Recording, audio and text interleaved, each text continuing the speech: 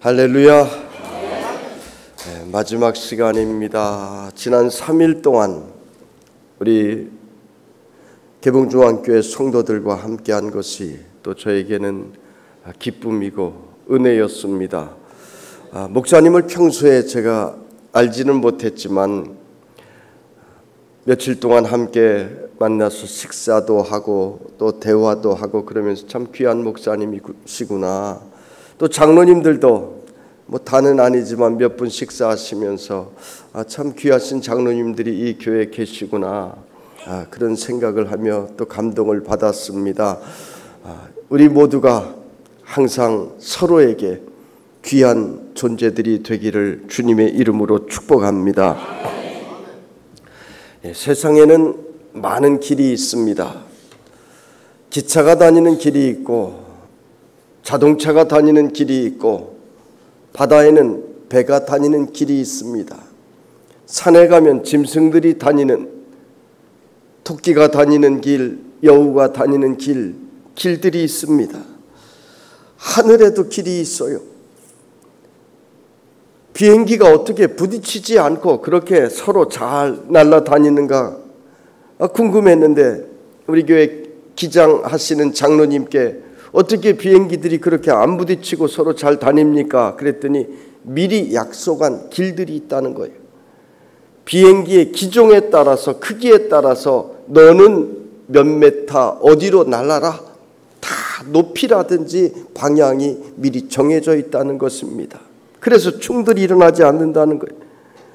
만약 마음대로 가다가 충돌이 나면 어마어마한 사고가 될 것입니다. 자동차도 자기 길로 갈 때에 충돌 일어나지 않고 안전하게 운행을 할 수가 있습니다. 여러분, 우리 인생에도 인생의 길이 있습니다. 이 길을 벗어나면, 즉 탈선하면 문제가 크게 일어납니다. 가정에도 길이 있습니다. 아버지가 가야 할 길이 있고 어머니가 가야 할 길이 있고 자녀가 걸어야 할 길이 있습니다. 어머니가 자기의 길을 벗어나 탈선하고 충바람 나면 문제가 일어나는 거예요.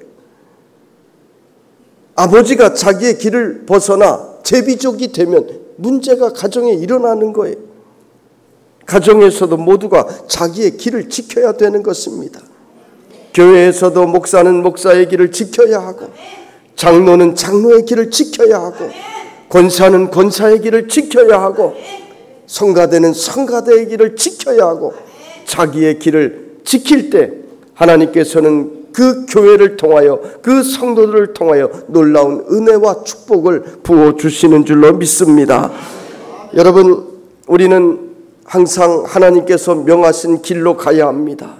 이 성경은 우리 인생이 어떤 길을 걸어야 할지를 우리에게 자세하게 가르쳐 주신 책입니다. 이 말씀 속에는 우리 인생에 수많은 길들이 들어 있습니다. 그래서 이 말씀을 붙들고 성경에 말씀하신 그대로 우리가 좌로나 우로나 치우치지 않고 말씀의 길을 따라가면 그 길이 축복의 길이요, 그 길이 행복한 길이요, 그 길이 마지막에 영생의 길로 걸어가게 되는 것입니다. 요즘 기독교가 무슨 복받는 종교냐, 꼭 잘난 체 하는 사람들이, 내가 좀 배웠다 하는 사람들이 이런 이야기를 합니다. 여러분, 배불러서 하는 이야기예요. 내가 배고파서 지금 당장 굶어 죽게 생겼는데 내가 아파서, 몸이 아파서 잠시도 견딜 수 없는 고통 속에 지금 어떻게 해볼 도리가 없는데 무슨 복받아야 되느냐고, 그런 이야기 여러분, 사람은 절대 할 수 없습니다. 제가 있던 교회 어떤 사람이, 목사님, 저는 지금까지 한 번도 하나님께서 내게 복을 달라고 나는 그렇게 기도한 적이 없습니다. 저한테 그런 이야기를 하는 것을 듣고 제가 깜짝 놀랐어요. 이 사람이 참 교만하구나. 물론 속으로 생각했습니다. 교만하구나. 이 사람이 과거에는 찢어지게 가난했었는데 지금 먹고 살 것이 있고 기업도 운영하고 부자가 되니까 이런 이야기를 하는 것입니다. 여러분, 우리 인생은요, 잠시만 복을 받지 못하면 얼마나 고통스럽고 비참한 존재가 되는지를 우리는 깨달아야 되는 것입니다. 우리의 육체가 잠시만 복을 받지 못하면 여러분, 손가락 하나만 아파도 얼마나 고통스럽습니까? 눈이 조금만 아파도, 잠만 오지 않아도 얼마나 고통스럽습니까? 우리 육체가 하나님께서 주시는 복을 누리며 살아야 되는 것입니다. 가정의 복을 받아야 됩니다. 내 아내가, 내 남편이 내 속을 썩이고 내 자녀가 내 속을 썩이면 얼마나 매일같이 고통스럽습니까? 하나님께서 가정의 복을 우리에게 부어 주셔야 되는 것입니다. 물질이 없으면 얼마나 고통스럽습니까? 여러분, 저는 옛날에 월세 살아본 적이 있어요. 월세가 왜 그렇게 빨리 돌아옵니까? 월세 내고 돌아서면 또 월세 돌아오고요. 은행 이자 갚고 나면 돌아서서 또 은행 이자 갚는 날 돌아오고요. 또 은행 이자는 못 사는 사람에게는 왜 그렇게 비싸게 받습니까? 여기 혹시 은행 지점장 없으시죠? 우리 교회는 여럿이 있는데 미안해요. 지점장이 있으면은 못 사는 사람들에게는 지금도 그렇게 이자를 비싸게 받아요. 돌아서면 이자, 돌아서면 이자. 왜 그런지 몰라요. 목사는요, 설교하고 돌아서면 또 설교. 목사님, 본문 주세요. 매일같이 전화가 오는데 돌아서면 본문 달라 그러는데 저도 사실 미치겠어요. 네. 여러분, 우리 인생은요, 하나님께서 우리에게 복을 주셔야 살 수 있는 존재인 것입니다. 그런데 나는 복을 달라고 한 번도 그렇게 구한 적이 없습니까? 이 사람이 과거에는 찢어지게 가난했는데 부자가 되고 먹고 살만 하니까 이런 이야기가 나오는 것입니다. 여러분, 복 받아야 되는 것입니다.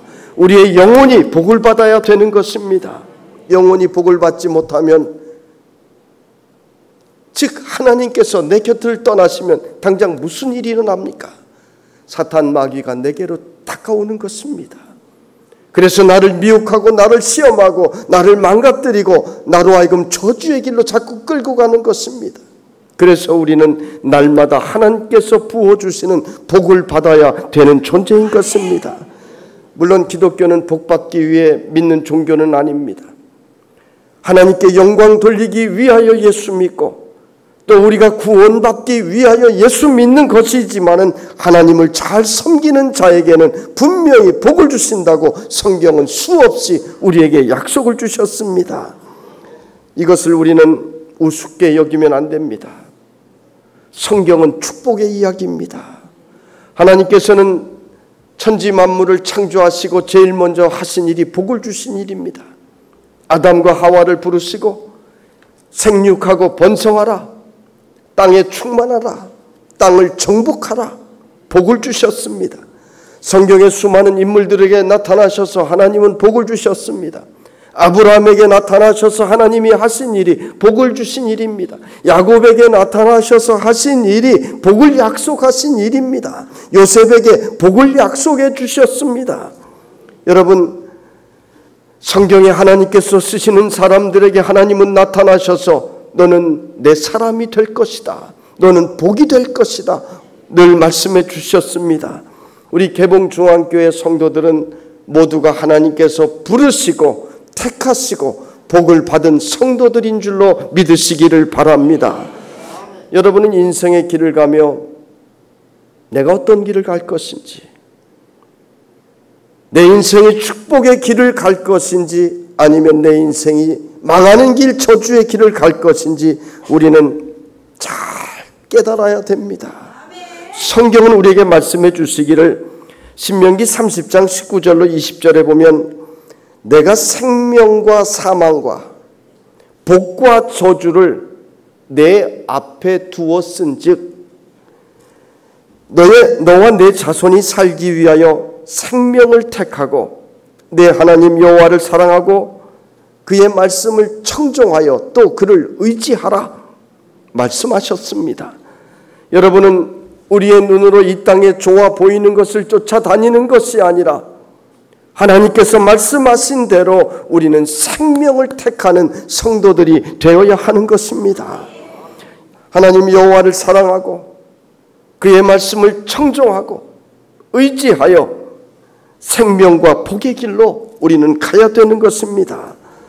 시편 1편에 보면은 복 있는 사람은 악인들의 꾀를 따르지 아니하고 복 있는 사람은 악인들의 꾀를 따르지 아니하고 죄인들의 길에 서지 아니하며 오만한 자들의 자리에 앉지 아니하고 오직 여호와의 율법을 즐거워하며 그의 율법을 주야로 묵상하는 자로다 말씀하셨습니다. 세상에 우리가 빠지는 것들 시간이 지나면 다 쇠하고 의미 없는 것들이 대부분입니다. 지나놓고 보면 그래요. 내가 그렇게 좋아했었는데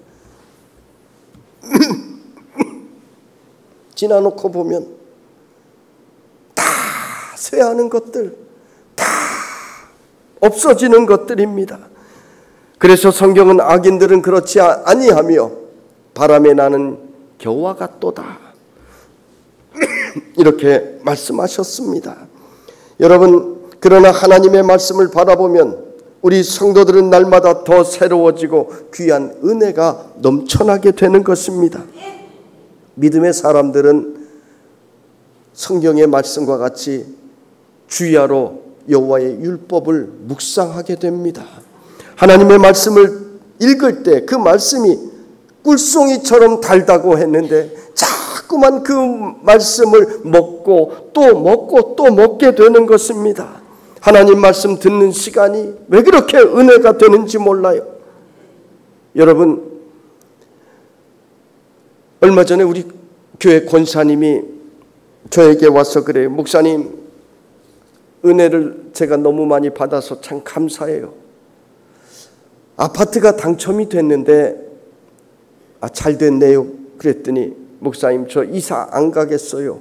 왜 이사 안 갑니까? 그랬더니 이사 가면 교회 나오는 것도 너무 거리가 멀고 수요 예배도 나올 수가 없고 아파트보다 저에게 은혜가 더 중요해요. 권사님 그렇게 말씀하시는 거예요. 또 한 권사님이 방이동 쪽에 서민 아파트가 당첨이 되었는데 이 권사님이 굉장히 힘들게 샀습니다. 그런데 목사님, 저 아파트 안 가려고 합니다. 왜 안 갑니까? 그랬더니 그곳에서 교회 나오기도 힘이 들고 그래서 저는 교회 가까운 곳에 새방에 살아도 이곳에서 은혜 받는 것이 더 소중하니까 나는 가지 않겠다는 것입니다. 여러분, 얼마나 굉장한 성도들입니까? 아파트보다 세상의 그 어떤 값진 것보다 나는 여호와의 말씀을 더 귀중하게 여기겠다는 이러한 사람을 하나님께서 어떻게 귀하게 여겨주시지 않겠느냐는 것입니다. 사랑스럽지 않겠어요? 여러분, 신앙생활할 때 적당히 신앙생활 하려고 하는 사람은 적당히 하지 못합니다. 실패합니다. 내가 남보다 더 특별하게 은혜 받고 내가 남보다 더 특별하게 축복받고 내가 남보다 더 신앙생활을 특별하게 하겠다는 결단이 있는 사람만이 신앙생활에 승리할 수 있는 것입니다. 신앙생활은 영적인 욕심이 특심해야 됩니다. 성경에 나오는 위대한 사람들은 기록된 그 사람들 하나하나가 영적인 욕심이 특별한 사람들이었습니다. 영적인 욕심은 많으면 많을수록 좋은 것입니다. 오늘 성경에 나오는 요셉은 영적인 욕심이 누구보다 큰 사람이었습니다. 하나님께서 꿈을 아무에게나 주시는 것이 절대 아닙니다. 그리고 요셉은 받은 그 꿈을 가슴에 틀어안고 그 꿈이 반드시 나에게 이루어지리라 하나님의 약속을 믿고 꿈을 붙들고 믿음으로 살았던 것입니다. 여러분, 요셉이 형들에게 미움을 받고 노예로 팔리우고 감옥에 갇히우고 모함을 받고 이런 모든 과정에서도 요셉은 그의 믿음이 흔들리지 아니하였고 하나님을 원망하지 아니하였고 그는 오히려 그의 믿음이 더욱더 투명하게 맑아져서 하나님을 의지하는 사람이 되었음을 우리는 성경을 읽으면서 깨달을 수가 있습니다. 어떻게 그럴 수 있습니까? 하나님께서 나에게 주신 이 꿈이 반드시 이루어질 것이라고 하는 큰 꿈을 가지고 요셉은 포기하지 않고 하나님을 붙들고 살았던 것입니다. 여러분, 우리는 먼저 영적인 축복을 받아야 합니다. 영적인 축복을 받지 않고 물질의 축복을 받으면 그 물질 죄 짓는 데 사용합니다. 교만해집니다. 분명해요. 영적인 축복 받지 않고 내가 건강의 축복을 받으면 그 건강 가지고 죄 짓는 데 사용합니다. 놀러 다니고 엉뚱한 곳 찾아다닙니다. 성도 여러분, 하나님 앞에 나올 때마다 하나님 내게 은혜 주시옵소서, 내게 영적인 복이 나에게 충만하게 하여 주시옵소서, 개봉중앙교회 어떤 성도들보다 내가 영적인 은혜의 중앙이 되게 해달라고 여러분 그렇게 영적인 욕심을 가지고 기도하시기를 바랍니다. 영적인 복을 받으려면 첫째는 말씀의 은혜를 받아야 됩니다. 하나님께서는 여러분에게 성경을 통하여 늘 말씀을 주시고 또 무엇보다 우리의 어두워진 심령에 주의 종을 통하여 날마다 말씀을 주십니다. 이 말씀을 들을 때 대충 듣는 사람들은 그 말씀이 다 흘러가 버립니다. 말씀을 들을 때는 목숨을 걸고 들어야 되는 것입니다. 어떻게 들으라고요? 목숨 걸고 말씀 들어야 됩니다. 그럴 때 하나님의 말씀이 그 사람의 심령 골수를 쪼개고도 남는 역사가 일어나는 것입니다. 말씀을 들으면서 이 말씀의 은혜가 다 내게 이루어지리라. 이 말씀의 축복이 내게 이루어지리라. 내가 축복의 이인자가 되리라. 영적인 욕심을 특별하게 가지고 하나님의 말씀을 힘을 다하여 들어야 되는 것입니다. 신앙생활에는 수학처럼 공식이 있습니다. 문제를 잘 풀려면 공식을 잘 이해해야 하는 것처럼 신앙생활을 잘 하려면 신앙의 공식을 잘 이해해야 합니다. 지난 시간에 제가 물어봤죠. 믿음은 무엇에서 난다고요? 믿음은 들음에서 난다. 믿음은 다른 것에서 생기지 않는다고 했습니다. 하루 종일 찬송 부른다고 믿음 생기는 거 아니라고 했습니다. 믿음이 있기에 찬송을 부를 수가 있는 것입니다. 40일 금식 기도한다고 믿음이 생기는 것 아닙니다. 믿음이 있기에 흔들리지 않고 40일 동안 금식하며 기도할 수 있는 능력이 나오는 것입니다. 믿음은요, 오직 다른 것 없습니다. 오직 하나님의 말씀을 들음에서 나는 것입니다. 하나님의 말씀을 들을 때 그 말씀이 내게 은혜가 되고 그 말씀을 내 마음속에 받아들이며 아멘하고 그렇습니다, 맞습니다 할 때 그 말씀이 내 속에 들어와 그것이 믿음이 되는 것입니다. 믿음은 내가 노력해서 얻는 것이 아닙니다. 믿음은 하나님께서 주시는 것입니다. 기도도 내가 하는 것 아니에요. 믿음으로만이 기도할 수 있는 것입니다. 믿음의 기도가 응답을 받습니다. 그 응답이 뭐예요? 축복입니다. 여러분 다시 한번 해볼게요. 믿음은 어디에서 난다고요? 들음에서 납니다. 그래서 믿음이 생기면 그 믿음으로 기도를 합니다. 기도하면 무엇을 받습니까? 응답을 받습니다. 그 응답이 뭐예요? 축복입니다. 이 영적인 공식을 우리가 잘 알아야 되는 것입니다. 그러므로 말씀 없는 축복은 없는 것입니다. 말씀으로 얻은 축복만이 우리가 이 땅에서 빼앗기지 않는 영원한 축복이 되는 것입니다. 이 세상의 힘으로 얻은 것은 빼앗기는 날이 옵니다. 이 세상의 방법으로 얻은 것은 무너지는 날이 반드시 옵니다. 그때 그것을 다시 세울 능력이 없는 것입니다. 여러분은 하나님의 말씀을 듣고 은혜를 받아 믿음으로 축복의 응답을 받는 기도의 주인공들이 되시기를 주님의 이름으로 축원합니다. 두 번째로 영적인 축복을 받으려면 기도로 부르짖어야 합니다.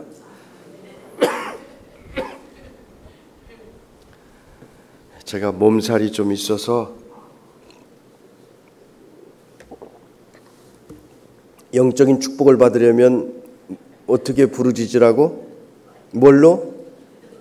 기도로 부르짖으라고. 어느 젊은 목사님이 강단에서 주일날 말씀을 한참 전하고 있는데 갑자기 5살쯤 난 여자 꼬마아이가 갑자기 뚜벅뚜벅 걸어서 강단 위로 올라오는 거예요. 강단까지. 예배드리다가 모두가 깜짝 놀랐습니다. 당황했습니다. 눈이 둥그레져서 이 여자아이를 바라보고 있는데 이 여자아이가 목사님 앞에까지 와서 손을 딱 내밀면서 500원 그러는 거예요. 500원. 그러니까 목사님이 굉장히 난처해졌습니다. 이 꼬마가 누구예요? 목사님 딸이에요. 목사님 딸이에요.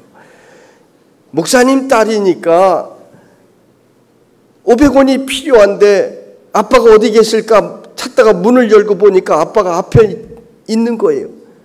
아빠가 있으니까 다른 사람은 5살 난 딸에게는 보이지 않아요. 그러니까 아빠만을 향해서 돌진을 합니다. 아빠에게 가서 500원 내놓으라는 거예요. 그래서 이 목사님이 주었겠어요? 안 주었겠어요? 줬어요?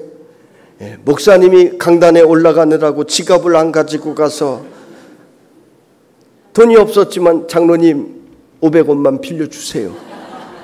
그래서 이 꼬마에게 주었다는 것입니다. 여러분, 이 꼬마는 우리 아빠는 언제든지 내가 달라고 하면 줄 줄로 믿었기 때문에 강단에까지 올라간 것입니다. 이것이 바로 순수한 믿음입니다. 그래서 예수님께서는 어린아이의 믿음 같아야만이 천국의 주인공이 될 수 있다 말씀하신 것입니다. 여러분이 기도할 때 바로 이런 믿음으로 기도해 보셨나요? 우리 하나님은 내 아빠니까 내가 구하는 대로 반드시 주실 것이다. 이 어린아이의 믿음이 여러분에게 있기를 원합니다. 이 믿음으로 여러분 간구하시기를 바랍니다. 이것이 바로 응답받는 비결인 것입니다. 너는 내게 부르짖으라. 내가 내게 응답하겠고 내가 알지 못하는 크고 비밀한 일을 내게 보이리라. 예레미야 33장 3절의 말씀입니다. 우리가 하나님 앞에 부르짖기만 하면 우리가 알지 못하는 것까지도 성령님께서 말할 수 없는 탄식으로 함께 간구해 주시고 비밀한 것들을 우리에게 부어주시겠다는 것입니다. 우리는 인생의 문제가 올 때 근심하고 내 머리로 내 방법으로 내 실력으로 안 되니까 좌절하고 탄식합니다. 포기합니다. 그러나 우리는 알지 못하지만 하나님께서는 우리 인생에 내가 알지 못하는 해결책까지 미리 준비해 놓으시고 나를 그 길로 인도하시는 것을 우리는 하나님을 믿을 때 그것도 믿어야 되는 것입니다. 짧은 시간이라서 제 이야기를 다 못하지만 살아온 날들을 생각할 때 그때는 몰랐어요. 내가 왜 이런 길을 걸었을까? 지금 생각하니까 깨닫고 나니까 하나님께서 나를 주의 종으로 사용하시려고 그때그때 이런 길을 주셨고 이런 시험도 주셨고 훈련도 시켜주시고 연단도 주셨구나. 나중에야 깨달았어요. 하나님의 그 놀라운 솜씨와 섭리를 나중에야 발견할 수 있었어요. 여러분, 우리가 문제에 봉착할 때 불신앙의 사람들은 좌절하고 원망하고 탄식하지만은 그래서 포기하지만은 믿음의 사람들은 하나님의 실력을 믿기 때문에 하나님의 계획을 믿기 때문에 우리는 어떠한 상황 속에서도 우리는 감사할 수가 있는 것입니다. 성도가 언제 믿음이 성장하는지 아세요? 우리 교인들도 보면은 그저 평탄하게 신앙생활한 사람들은 사실 그렇게 뜨거운 믿음이 없더라고. 인생의 큰 환난을 만났을 때, 용광로에 들어갔을 때, 물질의 문제를 놓고 질병의 문제를 놓고 자녀의 문제를 놓고 내 힘으로 어떻게 해볼 수 없으니까 눈물로 기도할 때, 밤을 새워 기도하고 새벽 기도 안 나오던 사람이 새벽 기도 나오며 기도할 때 그때 믿음이 자라더라고요. 우리 교회 장로님들 중에도 그런 연단을 거쳐서 아주 귀하게 쓰임받는 장로님들이 참 많아요. 하나님께서 왜 저분들에게 저런 고난을 주셨을까? 저도 그때는 몰랐어요. 그분들이 헌신하는 것을 보면서 하나님께서 그래서 이때를 위하여 훈련시키셨구나 깨닫게 된 것입니다. 여러분, 우리가 고독할 때 우리는 하나님을 의지해야 되는 것입니다. 우리 인생에 문제가 찾아왔을 때 절대로 포기하지 말고 하나님의 손을 우리는 바라보아야 되는 것입니다. 환난 앞에서 하나님 앞에 머리 숙여야 되는 것입니다. 그런 사람에게는 하나님께서 길을 열어주시고 믿음이 자라나게 하여 주시는 것입니다. 여러분, 우리가 고난을 당할 때 고난이 다 해가 되는 것은 아닙니다. 인생에는 터널도 있고 때로는 암초도 있습니다. 우리는 다 문제를 만납니다. 그런데 터널을 지나가다 보면 지금 어둡지만 캄캄하지만 잠시 후면 밝은 빛이 나타날 것을 우리는 믿고 나아가는 것입니다. 동굴하고 터널이 다른 점 여러분 아시잖아요. 동굴은 가도 끝이 없습니다. 길이 없습니다. 그런데 터널은 가다 보면 반드시 입구가 나옵니다. 여러분, 우리 믿음의 사람들에게는 동굴이 아니라 우리에게는 늘 터널만이 있습니다. 그래서 터널을 지날 때 인간의 힘으로는 할 수 없지만은 하나님 나 여기까지 힘들어요. 주님을 붙들 때 주님께서는 우리에게 터널의 끝을 보여주시고 우리를 연단시키셔서 더 위대한 사람으로 만들어주시는 것입니다. 여러분, 여러분에게 질병의 터널이 있습니까? 질병의 터널이 내게 찾아올 때 그것을 우리는 기도하라는 사인으로 받아들여야 되는 것입니다. 건강하여 기도하지 않는 것보다 차라리 병이 들어 하나님께 기도하고 가까이 가는 것이 훨씬 더 낫습니다. 기도하라는 사인입니다. 자녀에게 문제가 있습니까? 기도하라는 사인이에요. 내가 자녀를 지금까지 하나님의 방법으로 양육하지 못했는지 내 자신을 돌아보고 기도하라는 사인인 것입니다. 하나님께 맡기라는 것입니다. 내 일터에 문제가 있습니까? 내가 하나님께 내 일터를 맡기지 않고 내 방법으로 내 지식으로 해보려고 지금까지 하지 않았는지 나를 돌아보고 기도하라는 하나님의 사인으로 받아들일 때 이 사람은 그런 질병이나 또는 일터의 문제나 가정의 문제를 통해서 더욱 큰 위대한 인물로 믿음의 사람으로 성장할 수가 있는 것입니다. 교회도 보면 하나님께서는 항상 기도하게 하세요. 또 주의 종들도 보면 항상 뒤에는 그저 되는 법이 없어요. 기도하는 사람들이 그 뒤에 반드시 있더라고요. 이유가 있더라고요. 제 간증을 하면 저는 목사가 되는 것이 너무 싫었습니다. 내 체질에도 맞지 않고 부모님이 가난하게 사는 것을 볼 때 내가 볼 때 목사의 삶이 재미가 없더라고. 그래서 나는 절대 목사 안 한다 그랬습니다. 그런데 결국 신학교를 가게 되었고 적응을 하지 못했습니다. 다니기가 싫은 거예요. 수업도 잘 들어가지 않았습니다. 신학교를 그만두기도 하였고 신대원을 입학해 놓고도 그 당시 신대원 들어가기 그렇게 힘들었는데 입학해 놓고도 저는 자퇴를 한 사람입니다. 다시는 신학교 돌아오지 않겠다고 내 책들 부모님이 굶어가면서 사준 신학 서적들 다 친구들 나누어주고 나는 다시는 돌아오지 않겠다. 학교에서 휴학 깨내라고 하는데 아니요, 나는 자퇴하겠습니다.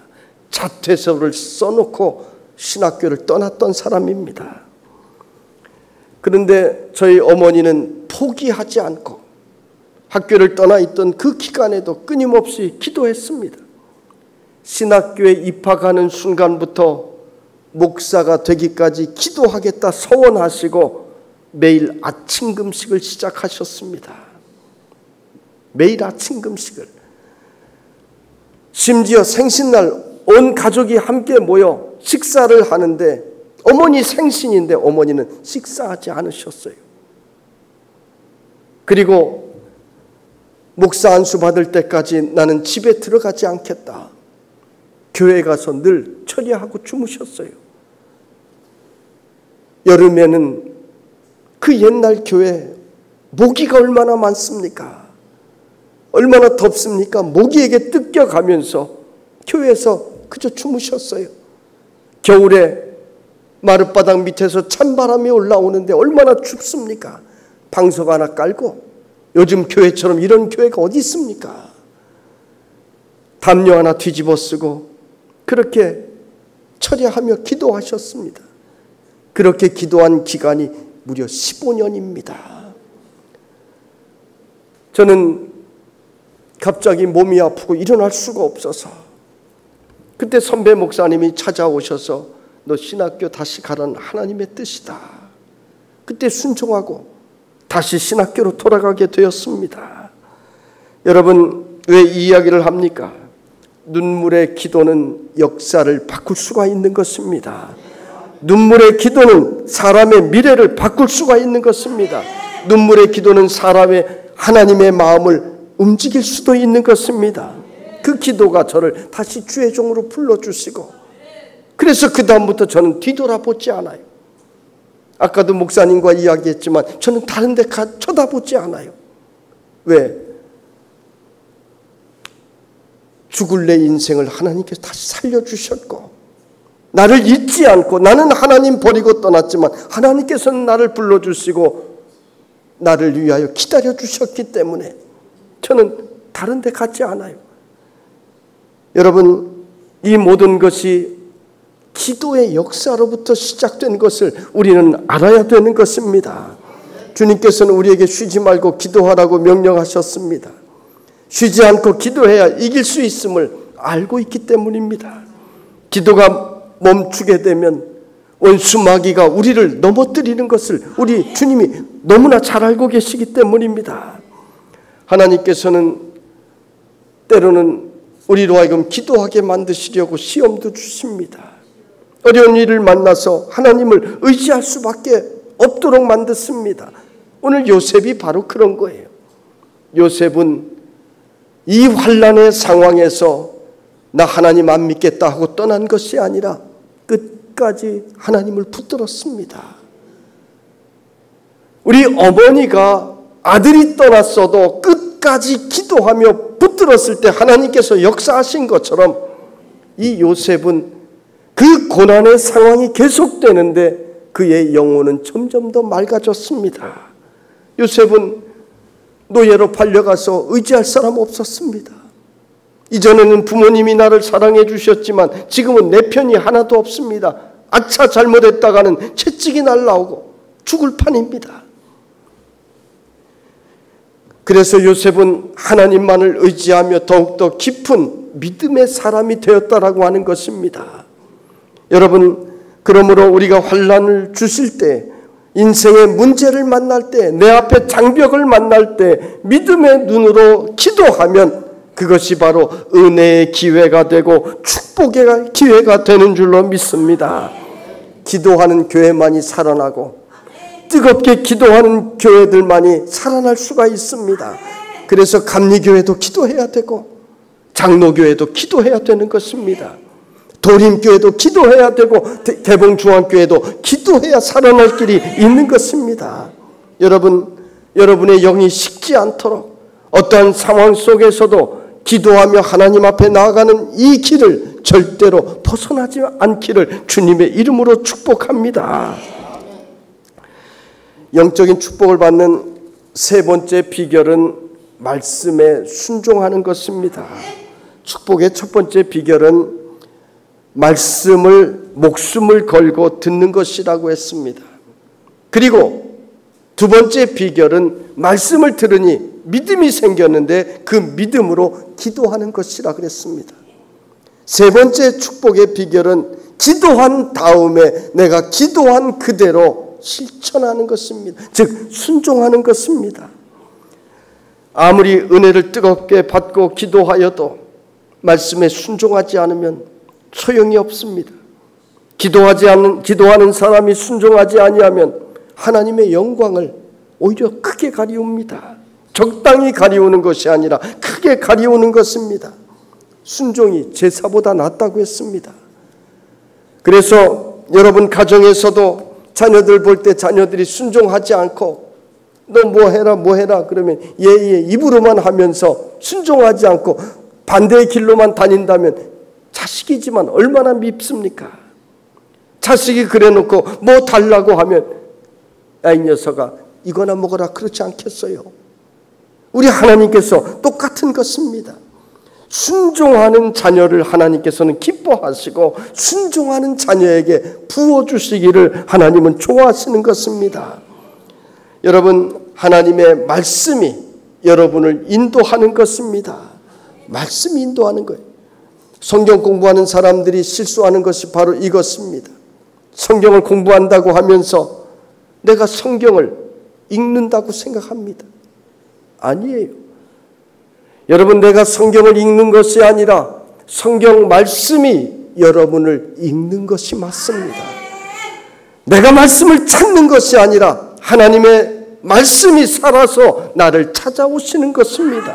그것을 내가 말씀을 읽으며 들으며 깨달아야 되는 것입니다. 말씀이 나를 인도하고 말씀이 나를 읽고 나는 말씀 앞에 순종하는 것입니다. 말씀이 얼마나 귀한 것인지를 깨달은 사람만이 말씀 앞에 순종할 수가 있습니다.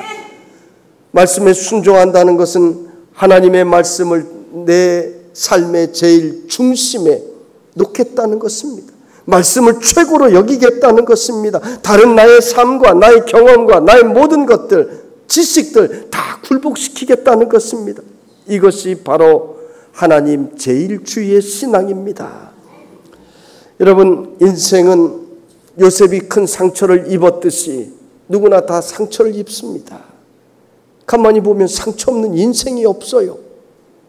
그런데 그 상처를 어떻게 하느냐가 중요합니다. 내 상처 때문에 다른 사람을 고통스럽게 만드는 사람들이 공동체에 보면 있습니다. 교회 안에도 있습니다. 사탄은 그런 사람을 이용하여 그 상처를 흔들고 붙들고 괴롭히는 것입니다. 가정에도 보면 상처 입은 남편들 많아요. 현대인들은 설레야 설 수 없고 브레이크 없는 기차처럼 그냥 어쩔 수 없이 달려가는 그런 남편들 많습니다. 참 불쌍하지요. 상처 입은 아내들도 많습니다. 가정에서 상처를 입다 보니까 나이가 들어가면서 아내들이 아주 독해집니다. 싸나워져요.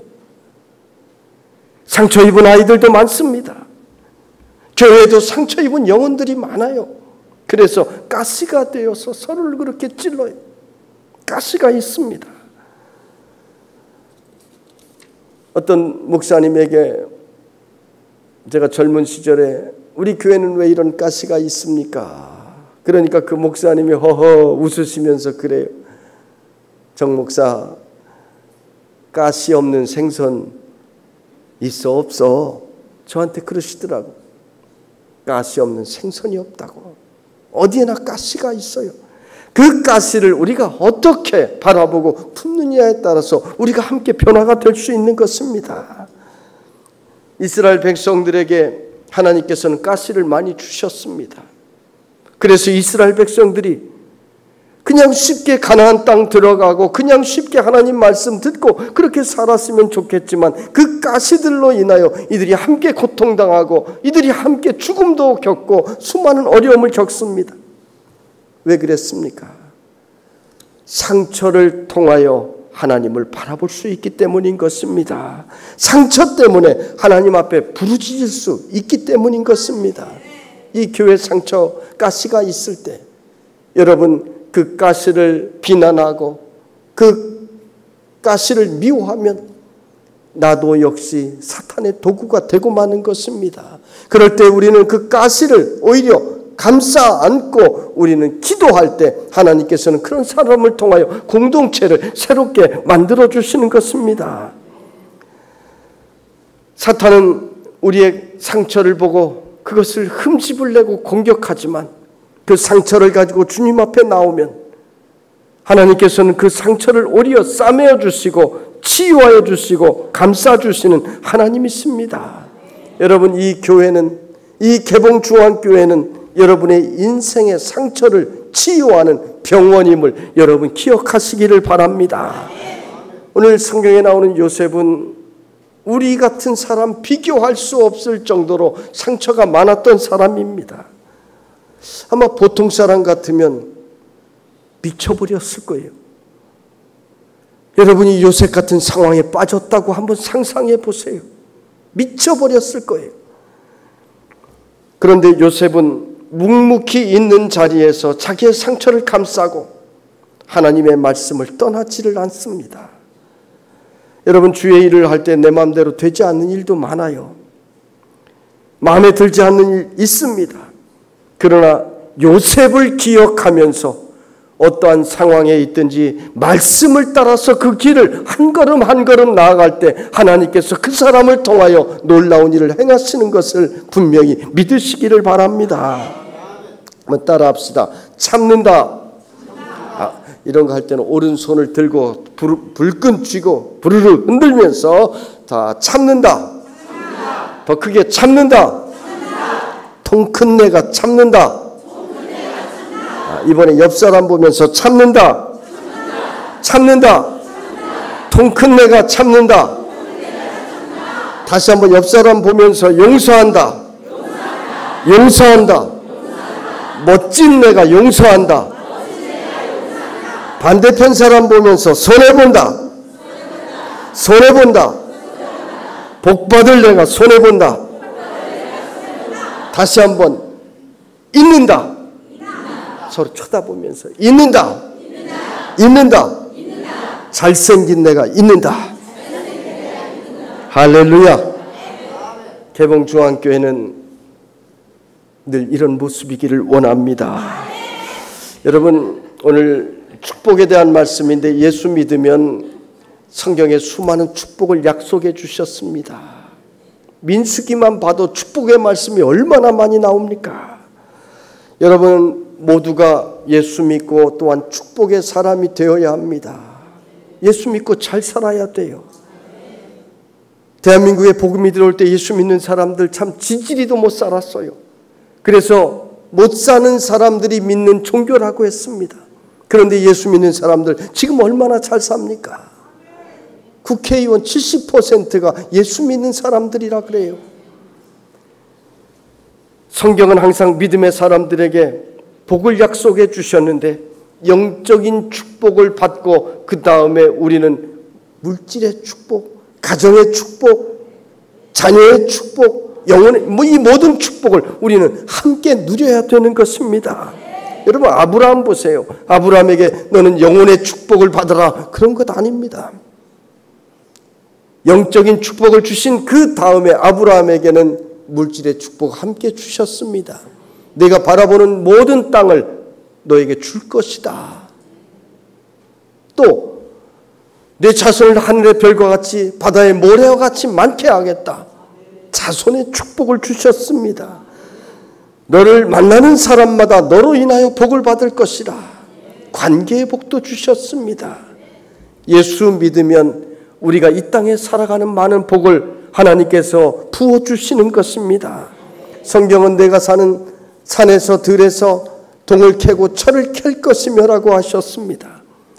성경의 인물들은 영적인 축복뿐 아니라 대개가 물질의 축복, 가정의 축복, 권세의 축복을 함께 받았습니다.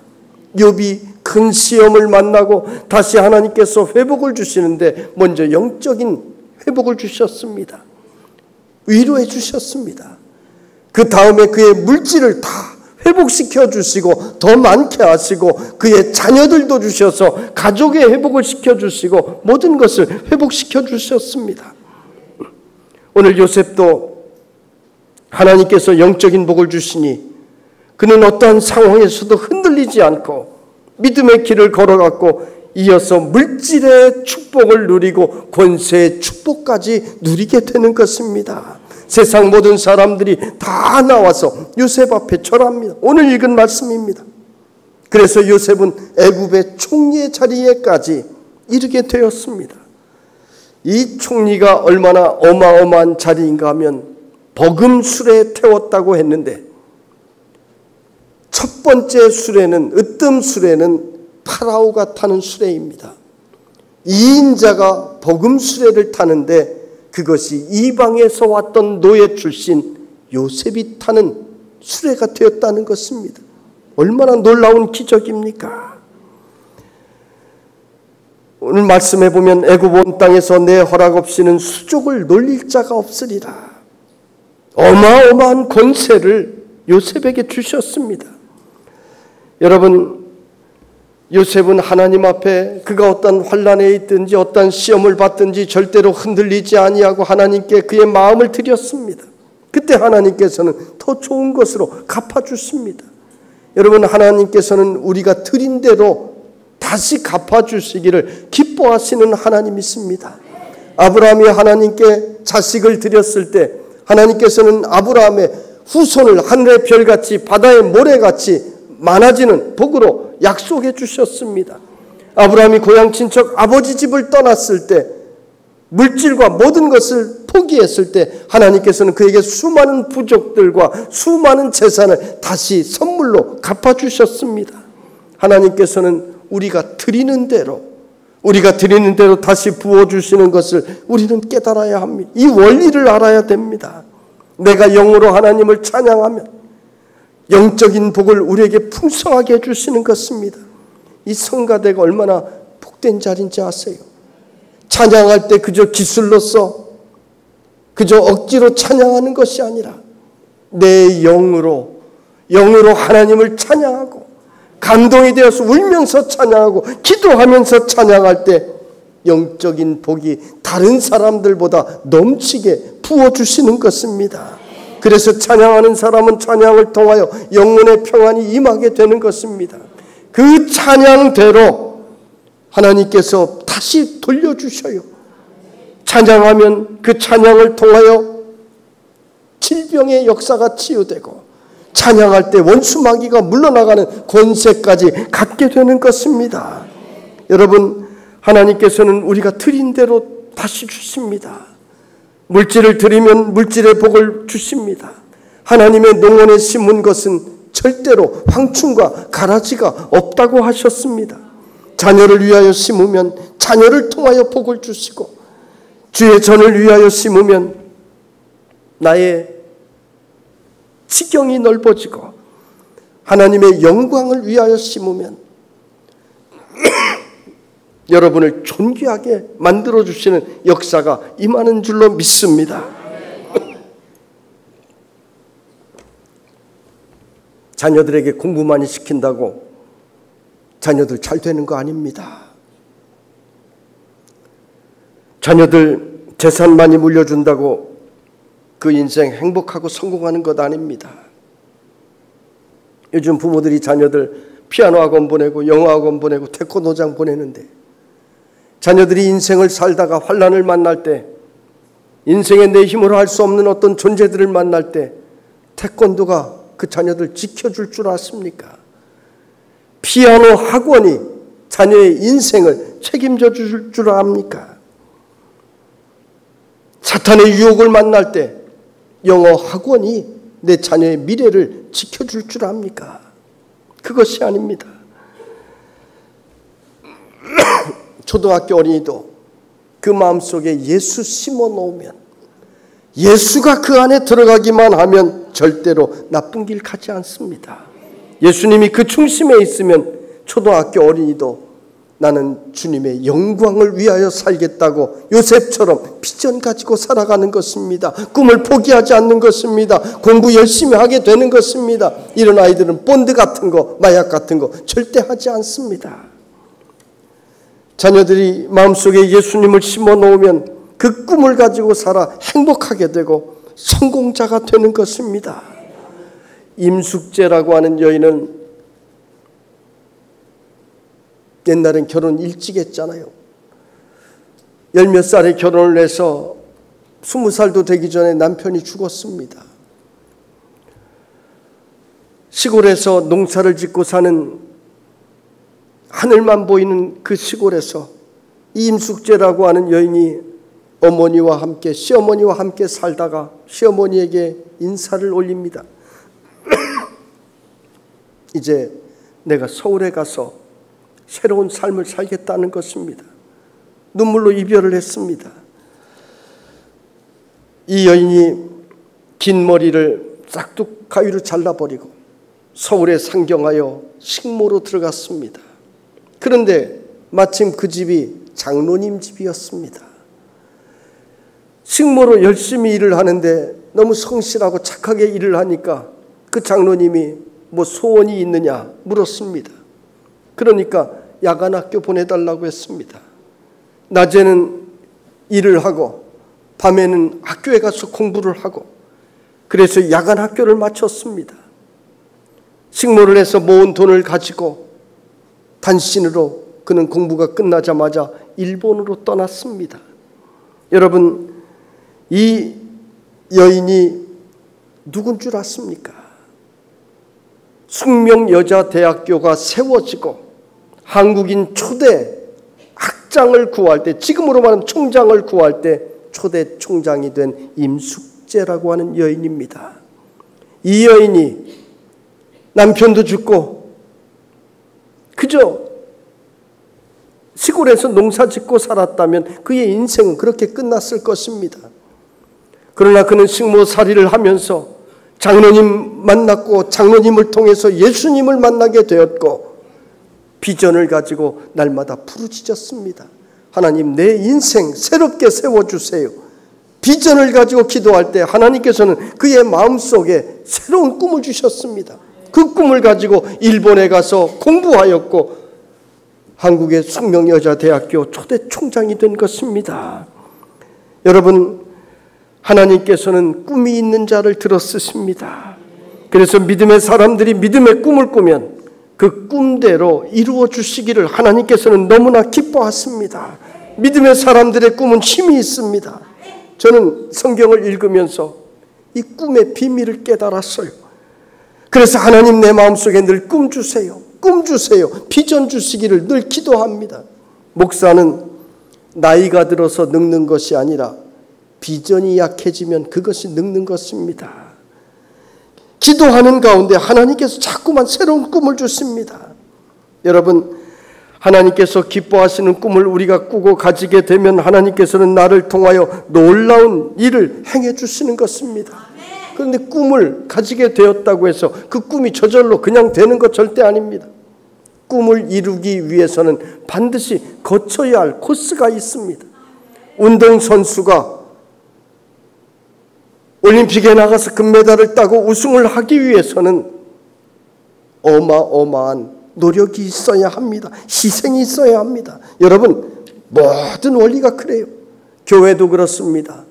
어제 1,000명, 2,000명, 10,000명 말씀을 하셨는데 내 희생 없이 되지 않아요.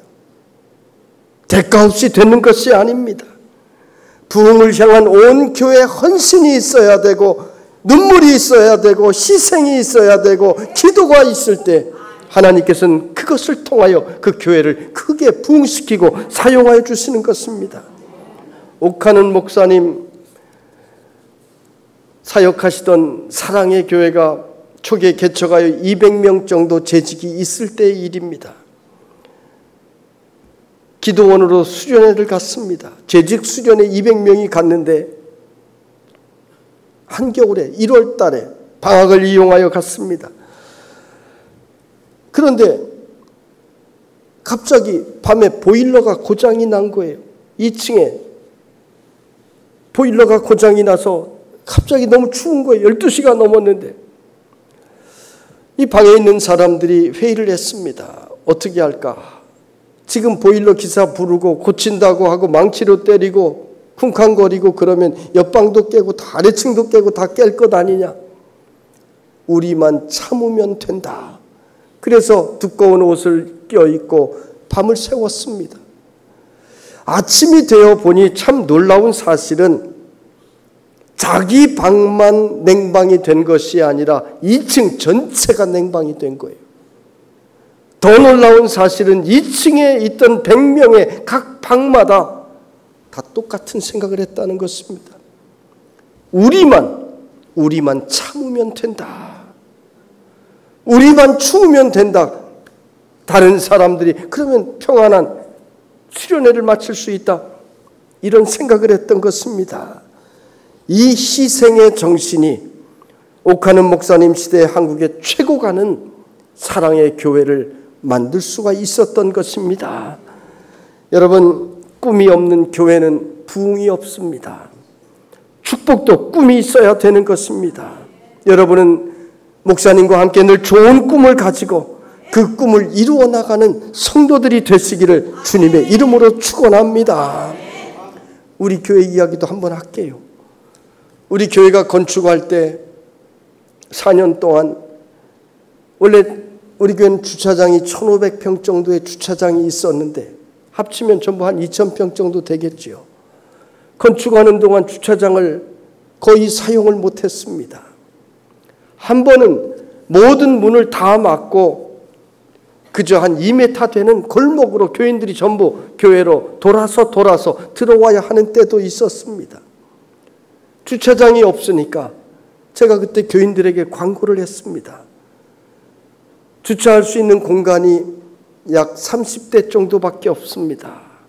노약자와 임산부를 위하여, 장애인을 위하여 이 자리를 양보해 주십시오. 그리고 다음 주일, 그 다음 주일 차들이 들어오지를 않아요. 제가 3부 예배 시간에 한번 궁금해서 물어봤습니다. 목사님, 부목사님에게 지금 차가 몇 대나 들어와 있습니까? 그랬더니 한 대 들어와 있대요.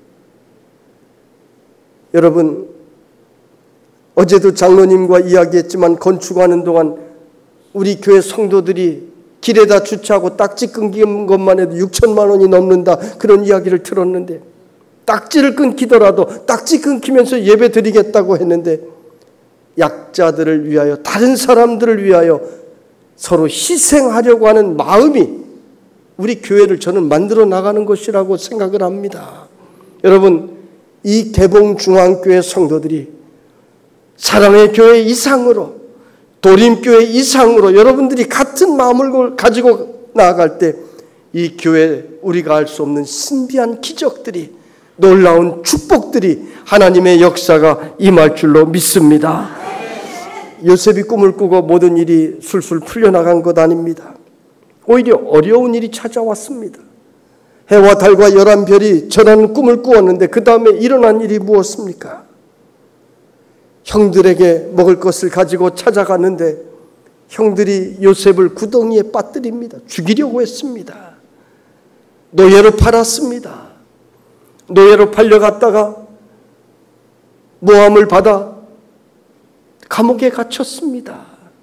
하는 일마다 계속 안 되는 일들이 계속 일어나는 것입니다. 그런데 여러분, 요셉이 당시 이집트의 실세인 보디발 장군의 집에 팔려간 것, 여러분 이것이 우연이라고 생각하십니까? 이것은 하나님의 계획, 하나님의 섭리였습니다. 총리는 아무나 할 수 있는 직업 아닙니다. 여러분, 하라고 해서 할 수 있는 것 아니에요. 하나님께서는 그렇게 일시키지 않아요. 다윗을 세울 때에도 다윗을 목동에서 왕으로 그냥 세운 것 아닙니다. 그렇게 왕하라고 했으면 왕의 역할 못했을 것입니다. 왕의 옆에서,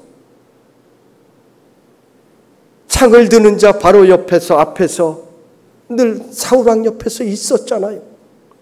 수많은 백성들을 이끌고 도망다니면서 연단 받았잖아요. 하나님께 부르짖었잖아요. 그런 정치적인, 군사적인 모든 훈련을 거쳐서 다윗을 왕으로 세우신 것입니다. 요셉도 그래요. 총리 세운다고 그냥 총리 할 수 있는 것 아닙니다. 하나님은 그릇을 만들어서 그 사람을 세우시는 것입니다. 요셉은 감옥에서 13년 가까이 있으면서 기도를 쉬지 않았습니다. 하나님 음성을 들은 사람입니다. 그의 영이 맑았습니다.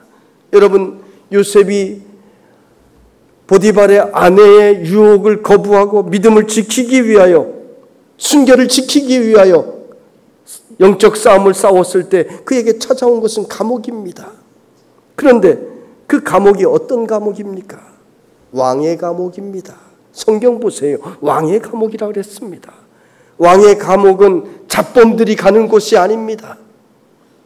경제사범들, 정치사범들, 군사사범들, 그것도 굉장한 사람들이 가는 곳이 바로 왕의 감옥입니다. 이들과 함께 무려 13년 가까이를 요셉은 감옥에 있었습니다. 그의 청춘을 감옥에서 다 보낸 거예요. 16, 17 나이에 들어가서 30살이 되기까지 감옥에 있었던 사람이 바로 요셉입니다. 인간의 눈으로 보면 청춘이 다 흘러갔습니다. 그런데 하나님께서는 그 기간 동안 철저하게 요셉을 훈련시키고 교육시키셨던 것입니다. 이들과 함께 있으면서 감옥에서 할 일이 없잖아요.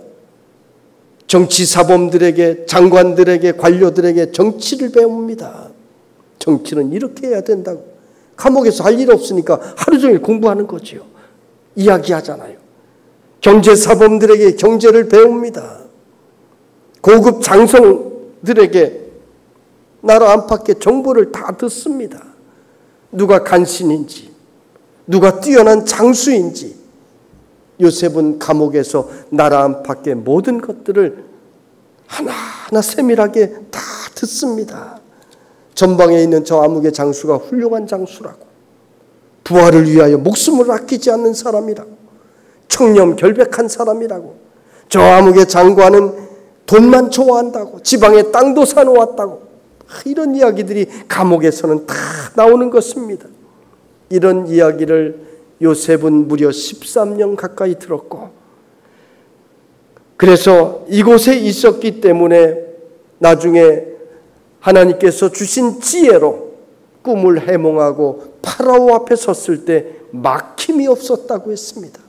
파라오가 질문할 때 정치면 정치, 경제면 경제, 군사면 군사, 나라 안팎의 모든 일에 대해서 요셉은 막힘이 없이 대답을 하니 하나님이 보낸 사람이다. 파라오는 그렇게밖에 생각할 수 없었던 것입니다.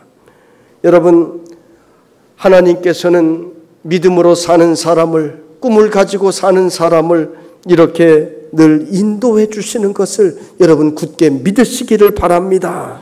인간의 눈으로 바라보면 그 자리가 종의 신분이요 감옥이지만은 하나님께서는 그곳을 통하여 발판을 삼고 애굽의 총리에까지 이를 것을 하나님은 계획하고 계셨던 것입니다. 그러므로 하나님의 섭리를 깨달은 사람은 절대로 원망하지 않습니다. 두려워하지 않습니다. 세상 사람들 무서워하지 않습니다. 하나님의 뜻이 분명히 계신 것을 믿기 때문인 것입니다. 성도 여러분, 하나님께서 이곳에 이 교회를 세워주시고 수많은 사람들의 눈물을 통하여 오늘까지 이끌어주신 것, 하나님의 특별한 섭리가 계신 것을 분명히 믿으시기를 바랍니다. 하나님께서 절대로 그냥 이 자리에 교회 세우시고 여러분 불러주신 것 아닙니다. 나를 구역장으로, 나를 교사로, 나를 장로로, 집사로, 권사로, 찬양대원으로, 봉사자로 불러주신 것, 하나님께서 쓰시려고 하나님의 계획 속에 불러주신 것을 굳게 믿으시기를 바랍니다. 지금 어떤 어려움이 있어도, 막히는 일이 있어도, 답답한 일이 있어도, 우겨싸움이 있어도 하나님께서 우리를 통하여 비전을 가지고 나갈 때 놀라운 일을 이루실 것을 믿고 자신감을 가지고 축복의 사람으로 나가는 여러분이 되시기를 주님의 이름으로 축원합니다. 은혜로우신 아버지 하나님, 오늘도 저희들을 이렇게 불러주셔서 이 마지막 시간까지